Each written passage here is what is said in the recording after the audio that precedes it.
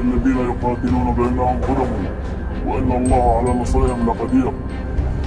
ضمن عمليات معركة طوفان الأقصى اليوم نقوم في سرايا القدس القوة الصاروخية تجهيز الرشقات الصاروخية لإطلاقها على مستوطنات في غزة. رسالة إلى الحج القائد الصلب العظيم زياد بن خيال أبا طارق والحاج أكرم العجول أبا محمد الذين لم تكسرهم كل المؤامرات. نقول لكم إن رجالكم في الميدان بخير وأننا أصحاب النفس الطويل.